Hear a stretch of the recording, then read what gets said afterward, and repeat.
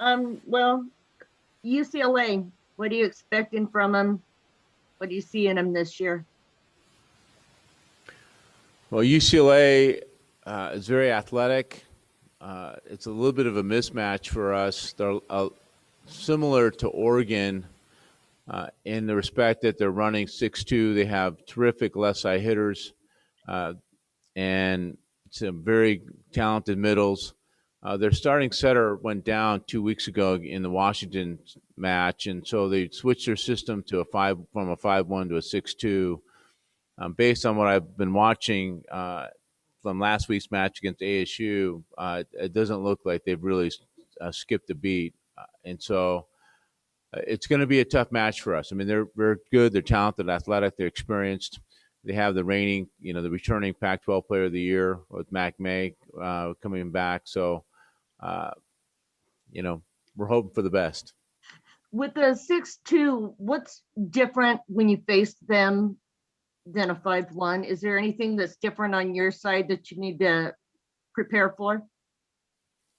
Anything different on their side of the net, or? Well, no, on your side, when you're facing a 6-2, is there anything different you need to prepare for? Well, I mean, Paige is practicing this week, which is good. We're going to take it day by day with her on her back, and China is now out with being in concussion protocol. So, right now we're just really focused on trying to get better in each particular position, doing a little bit of scouting report on UCLA, but for the most part, it's really just kind of positional training for us this week. PJ, go ahead. And what would be the keys for you to really compete against UCLA? Yeah, it's a good question. UCLA is somewhat of an offensive juggernaut. I mean, they're average close to 17 to 18 points per set. For us, we're going to have to be close to that in each set. So we're going to have to really be offensive minded. In order to be able to do that, serve receive's got to be crisp, got to be accurate and precise. Emory's got to put the ball in the right location and make good decisions. So, it's going to be those two things I think will play the biggest part in our ability to be successful this coming weekend. And what are you seeing? We're getting Delara and we're getting the two players. They're both transfers. They're both international. It seems like, as the season's progressing, they're really starting to find their way within your system. What are you seeing in that?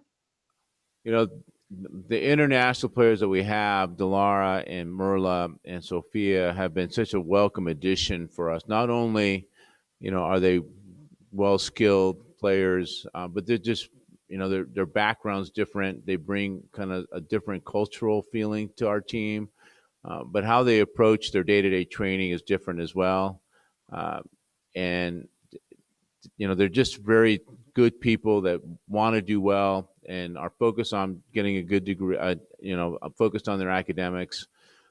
But I've enjoyed having them a part of the program because, again, I've never really had international players, certainly not as many as we have right now.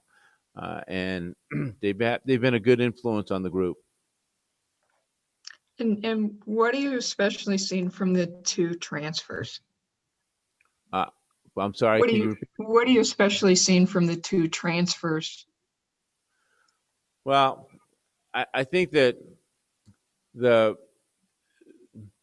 transfers that have come in. So Merle and Delara both have added, some experience. They're in the United States for 1 or 2 years, and I think that makes a big difference. I think for Sophia being a first-year player from Mexico, I think the transition has been a little bit harder for her simply because she just every single day is a new day. Where for Delara and for Merla, even though they're at a new school, I think they're used to being in the United States. And so it's a little more comfort there. For Sophia, it's a little bit different because of that.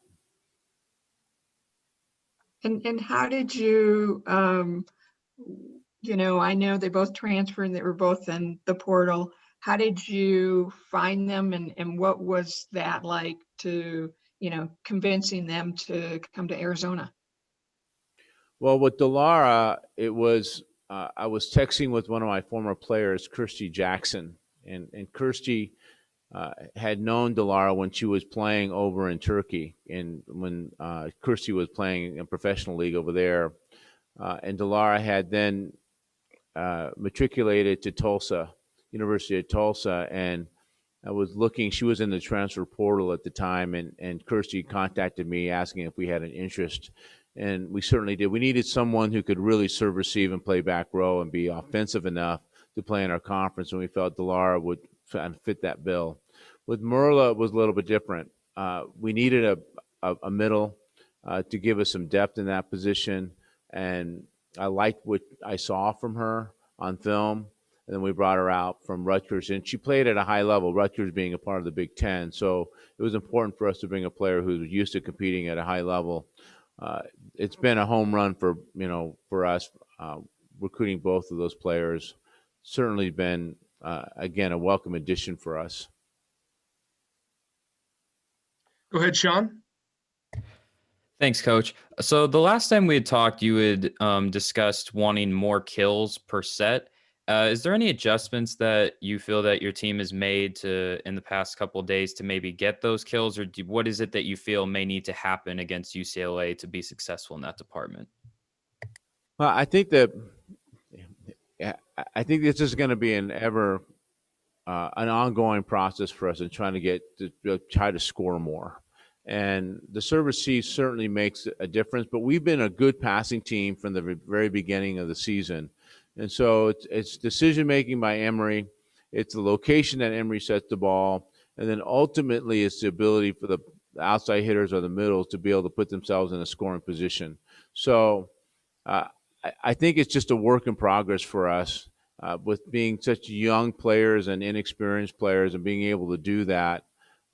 So we're gotten better at it.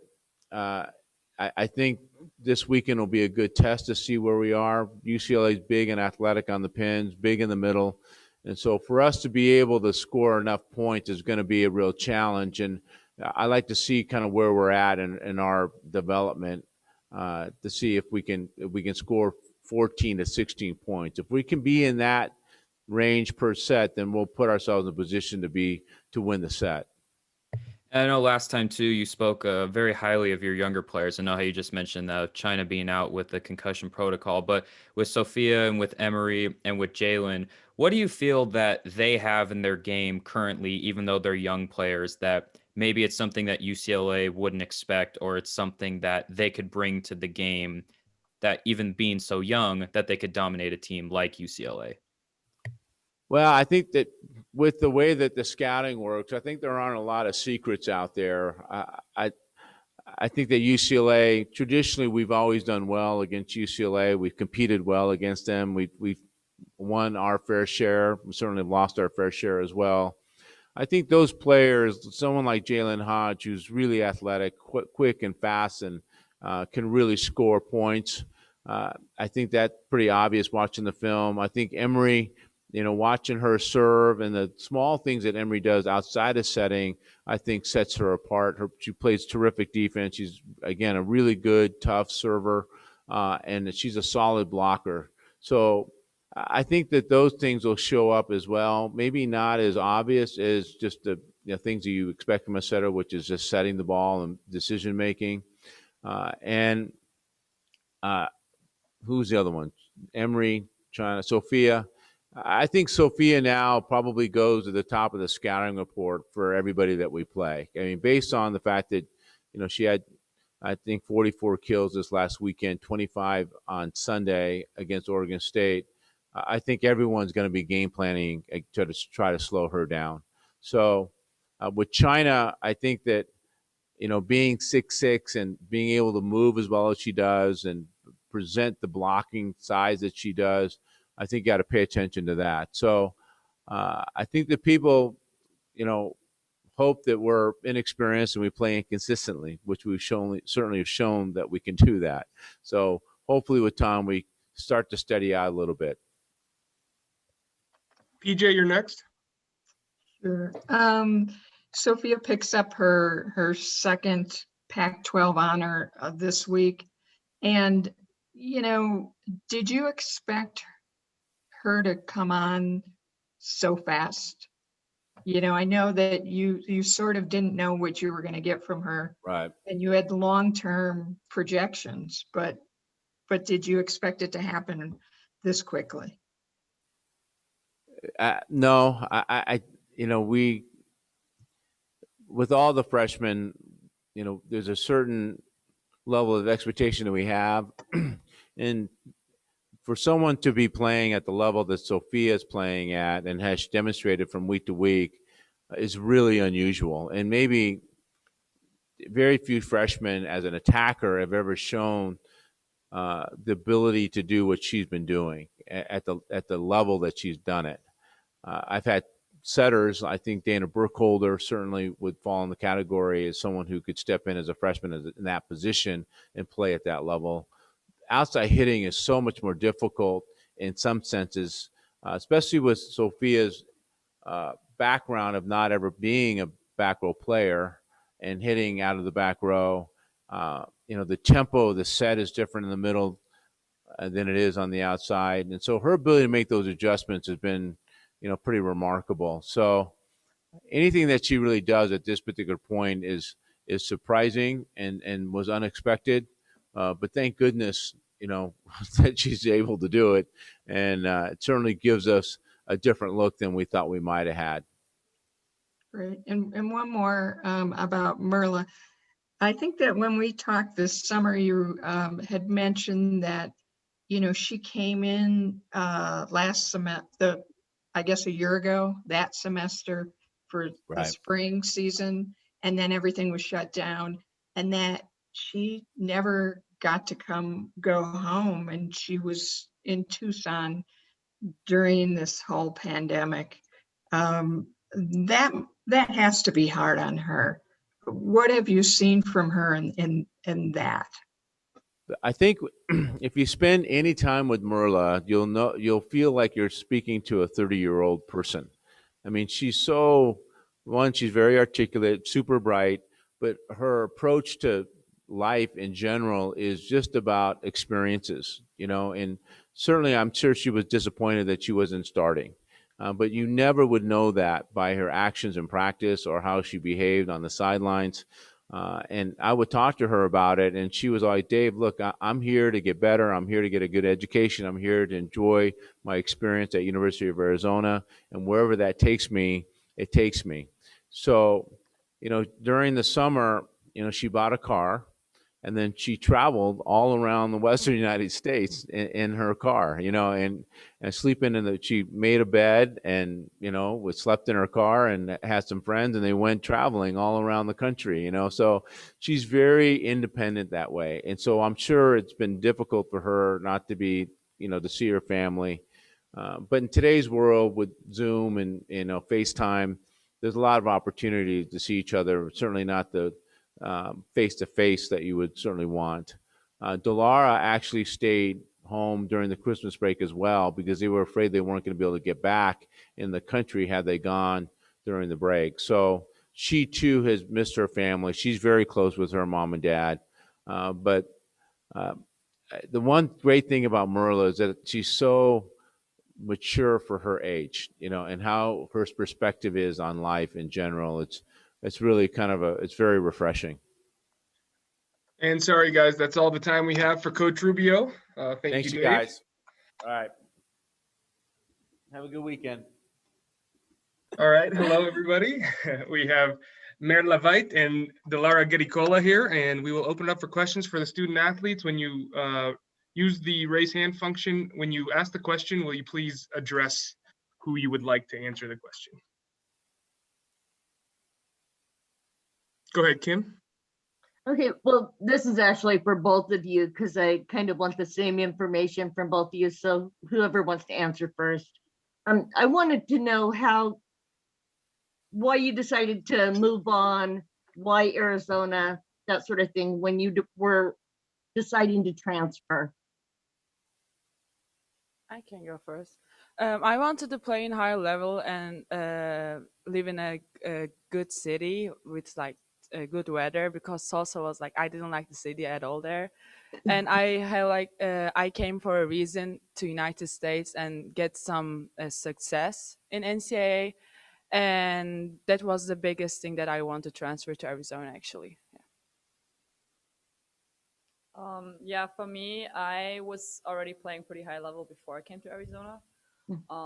But the team was just not what I expected. We didn't have a great culture and we didn't use our potential to the way that we could have. So after my second season there, I decided that I wanted to like look for a different school and contacted Arizona. And when I came out for a visit, I just immediately clicked with the coaches and knew that the coaching staff here is going to be a really good fit for me. So I decided to come to Arizona. Go ahead, PJ. Hi, this is for both of you. Um, are you starting to feel a little more comfortable in the system? I can take that. So the system is definitely a challenge. It still is, although like I've been here for about a year now. But I'm definitely getting more comfortable. It's becoming more playing without thinking. So it's a challenge still, but there's definitely a lot of progress that I made. Yeah, I also agree with Marla. Like when I first came here, the biggest change was the system for me. Like it was honestly weird at the first time, but right now everything is making sense, and I'm getting used to the system either. Yeah. Go ahead, Sean. Thank you, ladies, for being here. My first question will be to Merla. So, UCLA is currently ranked number 15 in the nation, and you'll be facing them at Pauley Pavilion for 2 matches. As I guess I'd say, what is it going to take to be one of the best teams in the country? I think we certainly have the potential to beat UCLA. We will just have to put on a really good game and play the way that we practice. Because if we practice on a high level, we can definitely beat a high level team. So if we clean up our errors and if we play as one unit, not with 6 different players on a team, but if we bring it together to all play as one unit, one team, we definitely have the potential to beat UCLA this weekend. And then second question for Dilara. So after coming off this big sweep against Oregon State, what would you say would be the largest key to carrying that momentum forward into UCLA? I would say I think we have like good consistency in passing and serving. If we keep doing that, and plus if we do extra blocking and defense in UCLA, I think we can beat them. Thank you, ladies. We'll go to Kim. Um, so you guys both came in with a lot of freshmen, a lot of change, and it's almost a whole new roster. What's that like? Is it more difficult? Is it easier? What's that like to have so much change in a program? I can go. So it definitely has positives and negatives. I think one of the positives actually being with the system that we play, it's not really easy. It's definitely a very hard system to adapt to if you come as a player. But because we had so many players coming in at the same time, we had to explain the system very well to everyone. So it was not only 3 people that we had to explain it to, but pretty much 9. So I think that was definitely a big a big advantage, and that also brings us to us as players. We can all grow together, and we improve together, which also brings that we do a lot. We have a lot of progress within only a short amount of time. So I think it's definitely hard because in the beginning you have to get to know a lot of people and learn a lot about a lot of new players to know how you guys get along. But since we can all improve together as a team with all these new people, I think the improvement that we are able to make is even bigger than if we would have a lot of returners. We'll go to Ryan next. So Merla, Dave was telling us that you weren't able to go home during the pandemic, so you went and you stayed here, you bought a car, and you drove all across the Western United States. What spurred you to do that, and what was like what was your favorite place that you visited, or your favorite thing that you saw?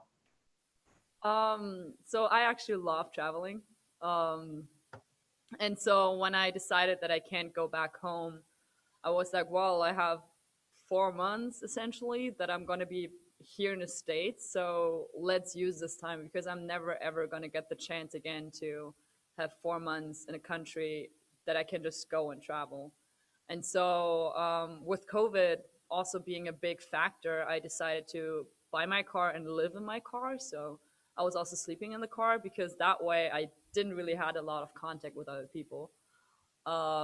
And so my favorite places actually, what I figured out over the time was that I really, really like the mountains. And so I kind of ended up always going back to the mountains. Even though I was going down the West Coast, I maybe spent only 1 week at the ocean actually. And so my favorite places are definitely the Grand Tetons and also the Sierra Nevada mountains with Mammoth Lakes and the Pacific Crest Trail. Yeah. Did you have a route laid out that you wanted to go on, or you just kind of just drove and just you went wherever? No, I didn't really. I had a couple of spots that I wanted to hit. But essentially, I went a lot by just what other people told me. When for example, in Kings Canyon National Park, I met some guys that I ended up camping with for a while, and they also gave me some spots that I could go explore because they were essentially doing the same thing as I did. So just talking to people, you get a lot of really cool insider tips, which bring you the best places to sleep, the best places to go to, and so you kind of have to be a little spontaneous and don't have a completely fixed route. And what kind of car do you have?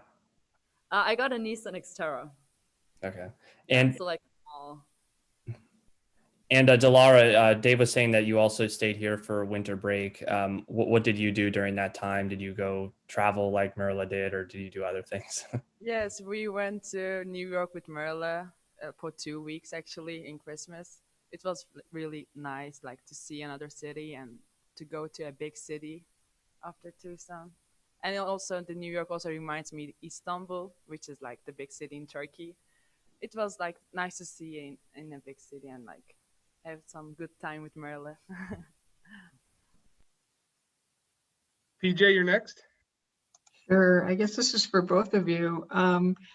You both seem to be having a great time and have used this time to your advantage to do some fun things. How has this been mentally for both of you, not being able to, be near your family and having to stay here in the US for such a long time?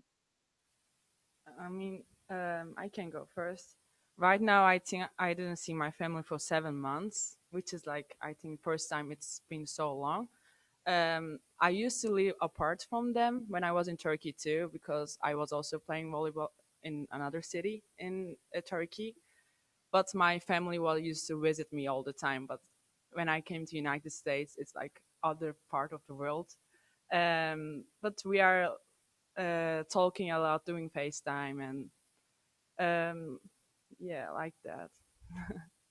Yeah, I would say for me, it was the same as Didi for me in high school. So I went to a boarding school and was kind of already used to not being at home and not seeing my family. But I'm definitely getting to a point where I'm like, yeah, I really want to go home and see my parents, see my grandparents. But I think what helps me is just really focusing on the moment and focusing what's ahead of me, and that I have a really cool chance to be here in Arizona and just make the best out of it, and then be really happy when I have the chance to go back home. Yeah, when we are going back home, we are having good time with my parents and my family, which is nice. It's more valuable uh, when we have such a like small time with them, like short time. Yeah. And All right, go ahead. oh, one more for Delara. You play the same position as Paige, and How has she, you mentioned that one of the biggest adjustments for you was, learning this new system. How has Yeah. she helped you? Like she's a great player and she has a lot of experience. And especially when I first came here in spring, she like helps me to get to know the system, getting to know the team on and off the court. Still, like she's always like telling something, and like if I do something wrong, like or doing something good, she's always supporting us, like everyone. And also she's always open to questions. Like I'm not hesitating her to asking questions either. Yeah. And we've got time for one more question. So Kim, go ahead. I want to know the biggest differences between volleyball in Europe, especially with the clubs, and NCAA volleyball, either the way it's played, the way you train. What's the difference? I can go. It's very hard to explain. First of all, I think it's a lot about the atmosphere in Europe. So in my part in Germany, it's much more experienced because the players you play against, it's their job. It's what they earn money with. So if they don't bring up a good performance, they're not gonna get paid. So it's still fun playing, of course, but there's definitely certain moments in practice, also in the games, where it's just like, okay, now it's business. Now we got to score. And so I think that in the States, just because we are all a lot younger, there are just certain moments where people make mistakes across all NCAA volleyball that you maybe shouldn't do because it's a crucial moment for the team. And by you missing that serve, for example, you're going to lose the game because that's an essential point. And so in Europe, that's probably not happening as often simply because the players that are on the court really have this experience. And so it's a lot about experience versus inexperience. And I think that's, for me, the biggest difference, really. Yeah, same for me too. Like the goal is there always to win the game. Like here is also to win the game, but also it's more about improving yourself and improving as a team. And what Marilla also said, like you are surrounded more with experienced players there because, because of the overseas teams. All of them are like older and like they played for maybe for 10, 20 years. That's why there are more experienced players. Yeah. For them, it's business, and we're still in our development. Like we're still getting to the point where it might be business for us. All right, that's all the time we have. Thank you, Marla. Thank you, Didi. I appreciate it. Thank you, everybody. Thank Great, you. thanks. Thank you.